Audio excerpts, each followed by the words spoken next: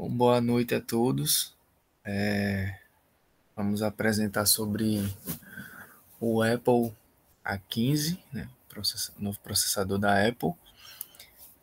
O nosso grupo é composto por Aldibert Gladson, Maxwell Bezerra e Vitor Emanuel.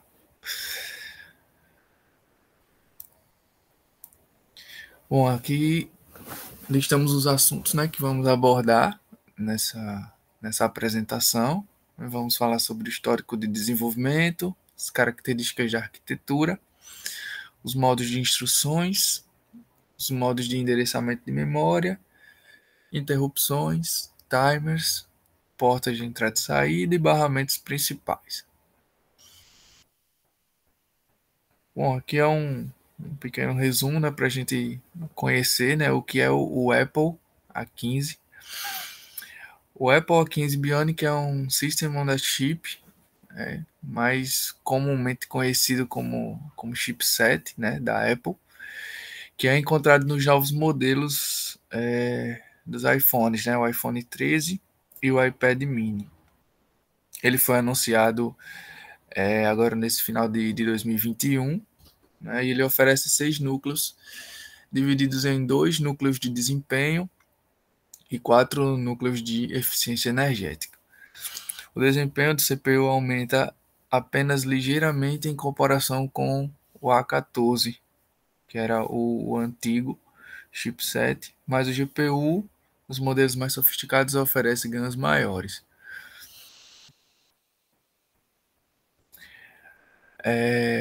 Bom, a criação do Apple A15, né, ele veio para não ser um concorrente assim direto, porque ele está bem acima do Snapdragon, né, que é o processador que tá mais conhecido, que é o processador mais conhecido atualmente. E assim, ele foi desenvolvido, ele já tinha um desenvolvimento muito superior na sua versão anterior, mas nessa nova versão ele vai ainda aumentar em mais 50% de desempenho, né, em relação aos concorrentes, que no caso seria o Snapdragon, que são para os modelos Android. Né?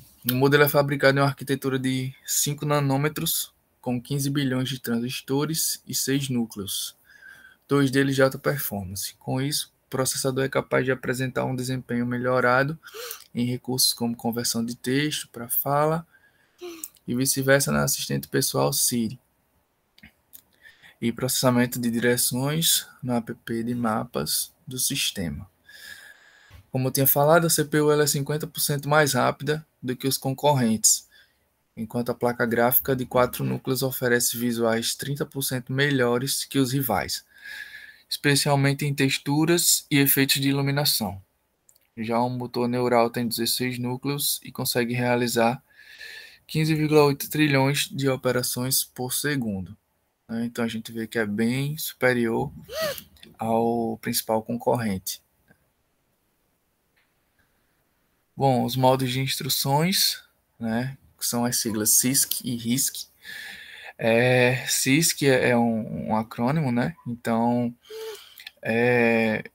sua tradução, né? Ele executa instruções complexas, né? Ele é o modo que utiliza instruções mais complexas. Elas são normalmente longas e repletas de operações matemáticas distintas. Não possuem um tamanho padrão, podendo assumir dimensões variáveis de acordo com a quantidade de operações que deverão ser executadas, e exigem que o processador acesse a memória para executar essa instrução. O tempo de processamento será maior, afetando, portanto, a capacidade de processamento. Por ela, pelo nome já está dizendo, né, por ela executar instruções muito complexas, então vai requerer bem mais do processador do que se fosse para atividades mais simples.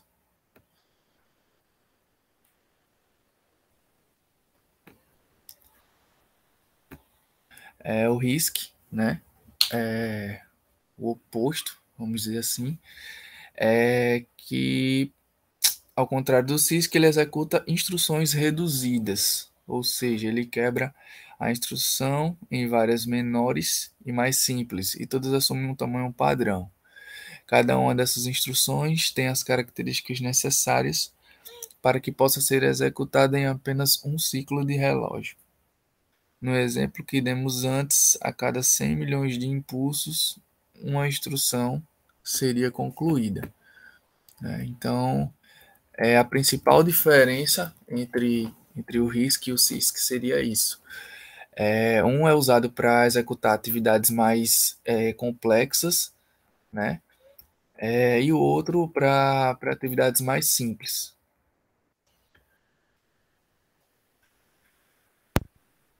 Boa noite, pessoal. Vou dar continuidade aqui à apresentação. Antes eu vou falar um pouco da arquitetura que está sendo utilizada, que será utilizada no Apple A15 Bionic. É uma arquitetura ARM, que é da família da arquitetura RISC, que foi falado agora há pouco, e foi desenvolvida pela empresa britânica ARM Holdings. Atualmente ela está na versão 9, né, que é a que vai ser utilizada no Apple A15. Essa versão ela foi lançada nesse ano de 2021 e ela está mais focada assim nas áreas de segurança e inteligência artificial. Porém, ainda ela carrega muitas das características da versão anterior, da versão ARM versão 8. Então, muito do que a gente vai falar agora aqui ela está relacionado à questão de memória e tudo, ela está relacionada mais a informações da versão 8, que são implementadas também na versão 9, né?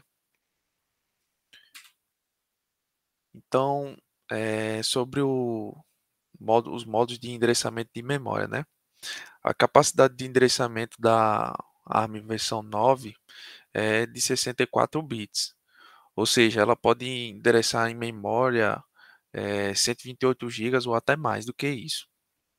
O modelo de memória, ela é de forma fracamente ordenada, ou seja, isso significa que a ordem dos acessos à memória não precisa ser necessariamente a mesma que a ordem de programas para operações de carregamento e armazenamento.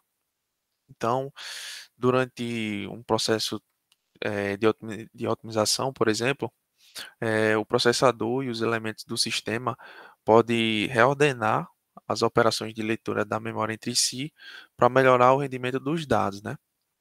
Então, o mapa de memória de um sistema ele pode ser dividido em várias regiões, como mostra aqui na figura. Cada região ela pode ter diferentes atributos de memória, como por exemplo permissões de acesso, que incluem permissões de leitura e gravação para diferentes níveis de privilégio, e também tipo de memória e políticas de cache. Partes funcionais de programas e dados são agrupados no mapa de memória e os atributos para cada uma dessas áreas são controlados separadamente pela unidade de gerenciamento de memória. Então, aqui eu vou falar um pouco agora relacionado a gerenciamento de memória, né? Então, o mecanismo de gerenciamento de memória, ela pode ela pode separar o endereço de memória entre cada aplicativo, como eu disse um pouco antes, né? Então, aqui tem o endereço virtual, né? O espaço de endereço virtual, onde existe aqui a área dos periféricos, dados do kernel, dados da aplicação, e eles são existe uma tabela de tradução justamente para ser encontrado o endereço físico da memória, né? Então, a conversão desse endereço virtual em um endereço físico, como disse, é feito por essa tabela, né? É tipo feito por um mapeamento. Então, a chave são essas tabelas aqui de tradução, que são armazenadas na memória e gerenciadas pelo sistema operacional ou pelo o Hypervisor. A tradução do endereço virtual para um endereço físico, ela vai ser executada dentro dessa unidade de gerenciamento de memória, que consiste em duas partes, que é essa Table Walk Unit e a Translation Lockside, acho que é isso, é Lockside the Buffer. Então, a Table Walk Unit, que em tradução seria uma, sei lá, uma unidade de passeio pela mesa, ela contém a lógica que lê as tabelas de tradução da memória. Já o Translation, eles armazenam em cache as traduções usadas recentemente e é um endereço mapeado, ou seja, ele não é o conteúdo em si do endereço. Então, quando o endereço virtual ele chega, a unidade de gerenciamento de memória procura primeiro nesse translation Lockside para ver se lá existe de fato alguma tradução em cache. Se não houver, a Table Walk Unit ela vai ler a entrada da tabela correspondente ou a entrada de tabela de memória para então saber onde está o endereço físico. Agora, vou falar um pouco sobre interrupções. Uma interrupção é um sinal de um dispositivo que tipicamente ela resulta como se fosse uma mudança de estado, né? Então, o processador ele para de fazer o que estava fazendo, né, para atender o dispositivo que pediu essa interrupção. No ARM, as interrupções são definidas por configurações programáveis. Nessa arquitetura, existem dois tipos de interrupções externas, que seria no caso essa FIC, Fast Interrupt Request, que seria uma interrupção mais rápida, e a IRQ, que é uma interrupção meio que normal, né? Então a interrupção do tipo FIC, ela, como o nome já diz, ela é reservada para interrupções mais prioritárias, né? Já que é uma interrupção mais rápida, necessita de um tempo de atendimento mais curto. Então, geralmente, quando nesse tipo de caso, é utilizado esse tipo de interrupção. Quando uma interrupção ela é aceita, né, pelo processador, o processador ele entra no modo correspondente de interrupção. Outra questão também é as prioridades das interrupções. Elas também são programáveis e elas podem ser ajustadas de forma dinâmica. Os timers, né? Os timers, eles são essenciais, né? São basicamente imprescindíveis, pois através da interrupção em um período definido de tempo, eles evitam que, por exemplo, um processo ele monopolize o CPU por completo, né? Então ele dá a vez para outros processos poderem utilizar também o sistema. Na arquitetura ARM, cada núcleo ele pode ter o temporizador arquitetado, fornecendo temporizadores por CPU e por mapeamento da memória.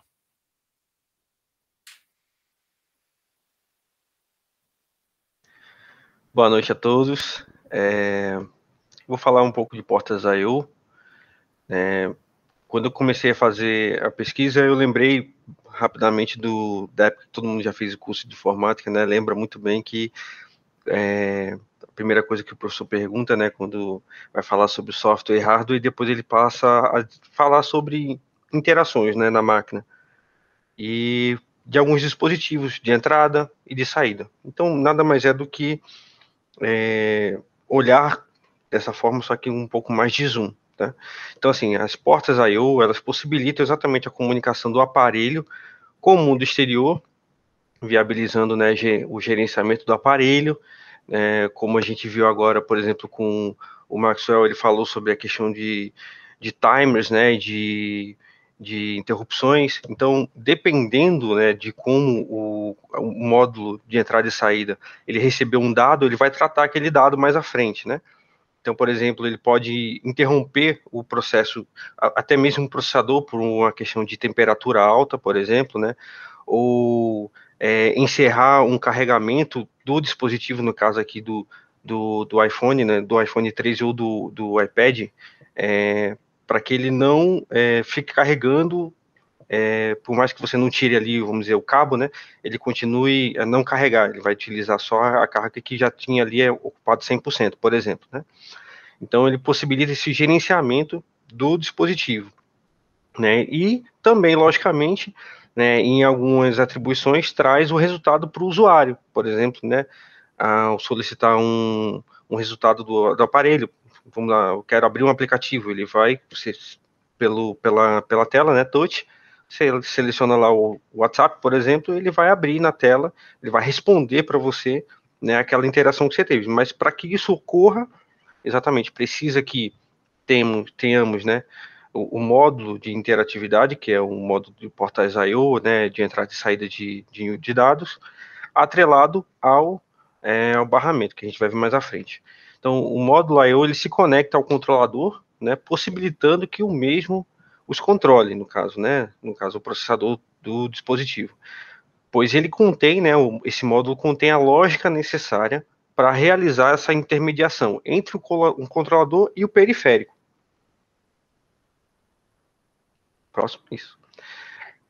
Podemos citar alguns exemplos dessa interação, por exemplo, né, como eu citei mais à frente, mais anteriormente, né, a tela touch, né, que ela tem a saída de vídeo, a entrada de dados e requisições ao sistema pelo toque, né, na tela, você pode digitar, você pode fazer N coisas, né, que antigamente a gente tinha ali, vamos dizer assim, o teclado que era físico, né, era a parte disso, né? Ainda tem nos computadores, mas nos celulares não trabalha dessa forma, né? Antigamente tinha lá o teclado numérico atrelado, né, às letras e números.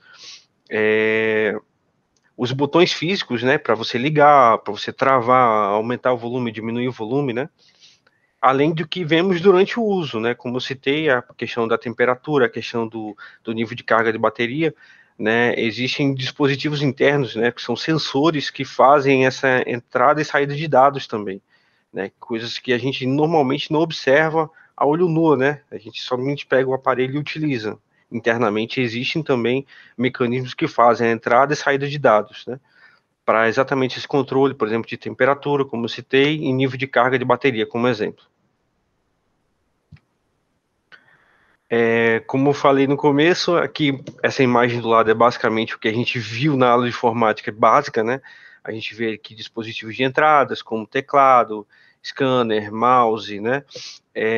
Que hoje, por exemplo, nesse dispositivo propriamente dito, né, nos smartphones, muitos desses dispositivos de entrada, né, foram embutidos em outro, vamos dizer assim, né? Na tela mesmo, do teclado, como eu citei.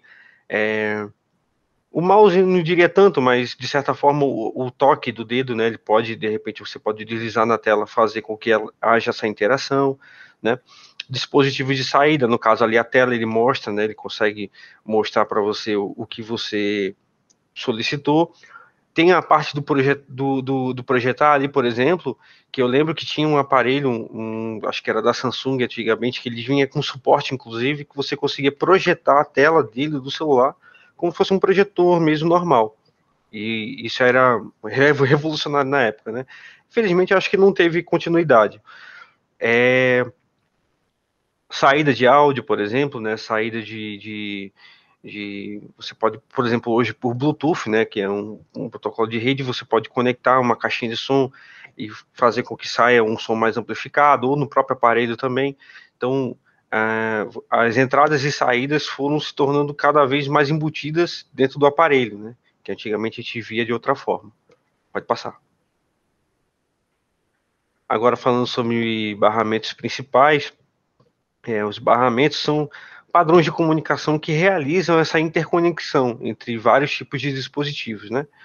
No caso do barramento principal ou de sistema, ele interliga o processador, por exemplo, com a memória, os módulos de entrada e saída, por exemplo, né? Pelo menos assim, conhecimento que eu tenho de desktop, por exemplo, né? Se você tem ali um módulo de memória que ele está utilizando em um slot, no slot barramento DIMM, por exemplo, né? Ele faz uma comunicação com uma determinada velocidade com o processador. Quando você utiliza um segundo, a gente chama de dual chain, né? Quando você utiliza um segundo canal, esse fluxo de memória, essa banda de transmissão de dados, ela é extremamente aumentada. Então, essa comunicação, esse barramento viabiliza exatamente isso, né? Esse controle e aumento da banda de comunicação. As memórias precisam ler ou gravar dados, os chips de rede precisam saber quando disponibilizar esses dados no barramento, os controladores têm de saber quando é a hora de ler esses barramentos. Então, tudo, como o Maxwell falou, né, é time, né, parametrizado, é tudo bem organizado para que não ocorram conflitos, né, de dados, de informações. Pode passar. Nessa imagem do lado, por exemplo, fica mais claro ainda essa explicação. A gente pode observar aí onde cada processo se relaciona, né, na entrada e na saída de dados, bem como na intercomunicação entre eles, né. Então a gente pode ver na parte superior ali as linhas de endereçamento, linhas de dados, linhas de controle, que são exatamente o barramento do sistema, né, em comunicação com o módulo de entrada e saída de dados, que por sua vez, né, faz essa interação com os dispositivos periféricos para que haja essa comunicação mais fluida e controlada, tá? Pode passar. Por último, né, a adoção do mercado, né, que a gente bem conhece, né, os produtos Apple, por exemplo, não só os Apple, mas os Androids, né, recentemente nem tanto, mas de alguns anos para cá, muitos outros eletrônicos da casa, né, começaram também a utilizar a plataforma ARM, né, no caso, geladeiras inteligentes, smart TVs, smartphone, né, tablets, até mesmo equipamentos de rede, né, de gerenciamento de rede, até mesmo notebooks, né, computadores de mobile, vamos dizer assim, né, também utilizam, né, processadores ARM. Então, a tendência no mercado, né, não só ele se consolide, né, como também crie mais possibilidade de você diversificar isso com o tempo, né? A questão como vem evoluindo, né, a produção, a venda desses dispositivos tornam, né, cada vez mais acessíveis, né? E as ferramentas que têm sido criadas, né, têm trazido essa evolução, essa eficiência energética, por exemplo, né, utilizar um bom equipamento utilizando menos energia, aliado à otimização de processos, faz com que essa plataforma, né, essa arquitetura seja amplamente utilizada. E a tendência, como nesse gráfico ao lado aí, é a estimativa que até 2018, por exemplo, haja um aumento significativo, né, em algumas facetas, por exemplo, em equipamentos de rede, né, em data center em nuvem, por exemplo, também, né. Então, a tendência é que esse mercado continue a crescer e a se desenvolver cada vez mais. Por último, aí, algumas referências que a gente utilizou na confecção aqui da pesquisa que a gente fez, né? Utilizamos alguns sites de internet, a gente também utilizou aí o livro de arquitetura e organização de computadores de William Stalin, eu acho, né? E da 8ª edição, que eu achei interessante, eu esqueci de colocar ali, que eu utilizei no meu caso, né? O capítulo 7 e o capítulo 12 do livro como fonte de pesquisa.